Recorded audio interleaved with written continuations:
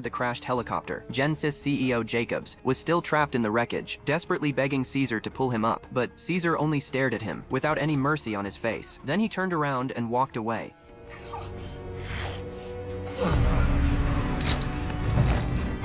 When Jacob saw Koba approaching, he completely lost hope, because, for all these years, human experiments had caused Koba endless suffering, and Koba's hatred toward humans had already become impossible to control. In the end, Koba finally got his revenge. The battle between apes and humans ended with humanity losing, but even after winning the fight, Caesar's mission was still not complete. He still had to lead all the apes to a place that truly belonged to them. Meanwhile, Will continued following Caesar. He still wanted to find him and take him home. As Will entered the forest and searched everywhere for Caesar, an ape suddenly jumped down from above. That ape was Koba. Koba deeply hated humans, and the moment he saw Will, he prepared to attack, but Caesar arrived in time and pushed Koba away. Koba still tried to charge at Will, but Caesar immediately stepped between them and stopped Koba from attacking again.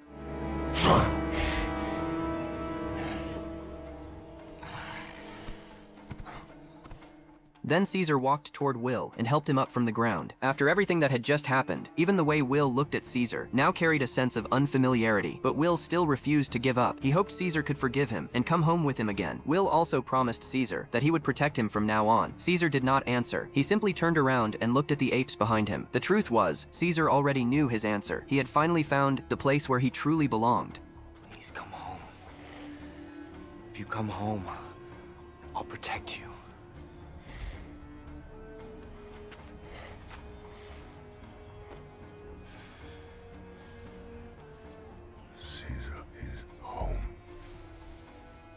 Will finally understood that Caesar could never return to the old life. It was not because Caesar had betrayed him, but because Caesar had truly grown up. Even though Will did not want to let him go, he finally respected Caesar's choice. For Caesar, making this decision was just as difficult. On one side was Will, the human who had raised him since childhood. On the other side were the apes, waiting for him to lead them. But Caesar ultimately chose his own kind, because now he was no longer the young ape who depended on humans for protection. He had become the leader that every ape truly trusted. Caesar was about to lead his people into a completely new era, but at the same time, a disaster for humanity had already quietly begun. Not long after Caesar returned to the forest, a new virus began spreading rapidly through the human world.